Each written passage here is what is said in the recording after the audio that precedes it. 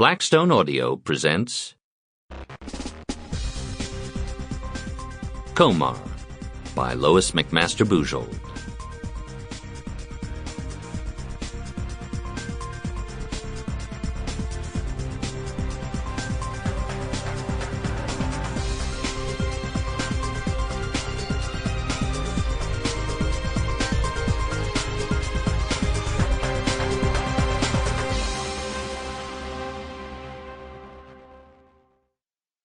Chapter 1.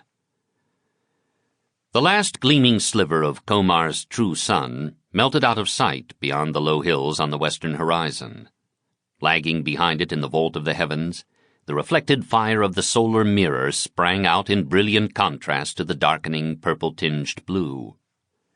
When Ekaterine had first viewed the hexagonal Soletta array from downside on Komarr's surface, she'd immediately imagined it as a grand winter fair ornament, hung in the sky like a snowflake made of stars, benign and consoling.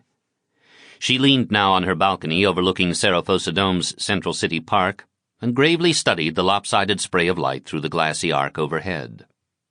It sparkled deceptively in contrast to the too dark sky. 3 of the 6 disks of the starflake shone not at all, and the central 7th was occluded and dull. Ancient Earthmen, she had read, had taken alterations in the clockwork procession of their heavens, comets, novae, shooting stars, for disturbing omens, premonitions of disasters, natural or political. The very word disaster embedded the astrological source of the concept. The collision 2 weeks ago of an out-of-control inner system ore freighter with the insulation mirror that supplemented Komarr's solar energy was surely most literally a disaster. Instantly so for the half-dozen Komarran members of the Soletta's station-keeping crew who had been killed. But it seemed to be playing out in slow motion thereafter. It had so far barely affected the sealed arcologies that housed the planet's population.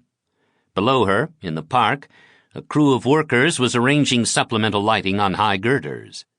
Similar stopgap measures in the city's food-producing greenhouses must be nearly complete, to spare them and this equipment to such an ornamental task. No, she reminded herself, no vegetation in the dome was merely ornamental. Each added its bit to the biological reservoir that ultimately supported life here. The gardens in the domes would live, cared for by their human symbiotes. Outside the arcologies and the fragile plantations that labored to bio-transform a world, it was another question altogether. She knew the math. Sample complete. Ready to continue?